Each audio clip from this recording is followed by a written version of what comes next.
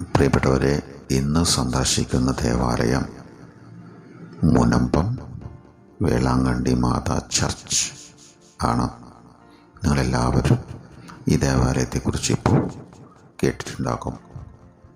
അതിജീവനത്തിനു വേണ്ടി നിരാഹാര സമരത്തിലായിരിക്കുന്ന അനേകായിരം കുടുംബങ്ങൾ ഈ പള്ളിയുടെ മുറ്റത്ത് ഉണ്ട്. നമ്മൾ ഈ ദേവാലയം സന്ദർശിക്കുമ്പോൾ ആദ്യം തന്നെ കാണുന്ന ഒരു കാഴ്ചയാണത്. തങ്ങളുടെ മുഖത്ത് എല്ലാം നഷ്ടപ്പെട്ട് എന്ന് മുഖത്ത് വായിച്ചെടുക്കാൻ പറ്റുന്ന നിസ്സഹായരായിട്ടുള്ള ഒരു പറ്റം ജനങ്ങളെയാണ് നമ്മളിവിടെ ആദ്യമായിട്ട് കണ്ടെത്തുക.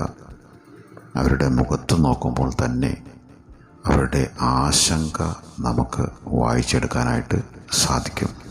ഇത്രയേറെ ദുഃഖിതരാണ് ഈ പാവപ്പെട്ട ജനത. അവരുടെ ദുഃഖങ്ങളിൽ നമുക്ക് ആശ്വാസമായിട്ട് മനസ്സുകണ്ടെങ്കിലും ഒരു നിമിഷം അവർക്ക് വേണ്ടി പ്രാർത്ഥിക്കണം. ഈ മനോഹരമായ ദേവാലയത്തിൻ്റെ കാഴ്ചകളിലേക്ക് കടക്കുമ്പോൾ എനിക്ക് തോന്നിയ ഒരു കാര്യം, ഈ ദേവാലയത്തിൽ എല്ലാ ദേവാലയത്തിലും എന്ന പോലെ തന്നെ ജീവനുള്ള ഈശോയുടെ സാന്നിധ്യം അനുഭവിക്കാൻ സാധിച്ചു എന്നതാണ്.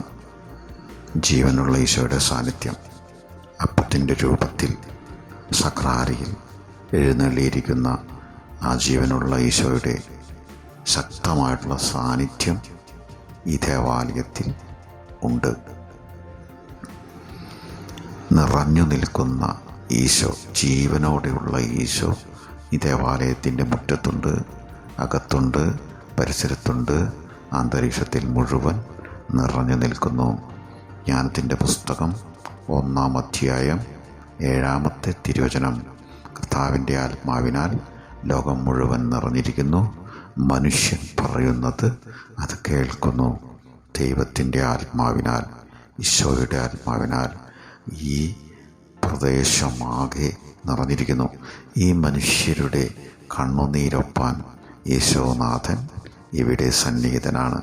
ഉറപ്പായിട്ടും അവർക്ക് നിരാശപ്പെടേണ്ടി വരികയില്ല. പ്രത്യാശയുടെ ദൈവം ഇവരുടെ കൂടെയുണ്ട് എന്നുള്ള ഉറച്ച ബോധ്യത്തോടു കൂടിയാണ് ഈ ദേവാലയം നിങ്ങളുടെ മുമ്പിലേക്ക് അവതരിപ്പിക്കുന്നത്. ഒരു പറ്റം സാധുക്കളായിട്ടുള്ള മനുഷ്യരുടെ കണ്ണീരൊപ്പാൻ, ആശ്വാസമാകാൻ ഇന്നും ജീവനോടെ ഇരിക്കുന്ന ഈശോ വരും. ഈശോ ഉറപ്പായിട്ടും അവരുടെ കൂടെയുണ്ട് എന്നുള്ളൊരു സത്യം വിളിച്ചു പറയാനാണ് ഈ വീഡിയോ. ഈ ദേവാലയത്തിൻ്റെ പരിസരത്ത് ആയിരിക്കുമ്പോൾ തന്നെ ആ ശക്തി അനുഭവിച്ചറിയാൻ സാധിക്കുന്നു.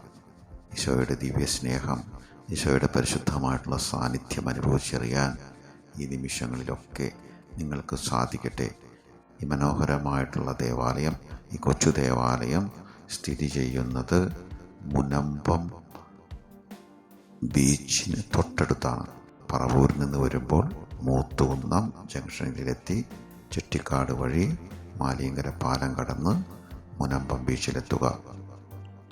എറണാകുളത്തു നിന്ന് വരുന്നവർ വൈപ്പിൻ വഴി ഞാറക്കൽ ചെറായി വഴിയും മുനമ്പം ബീച്ചിലെത്താം.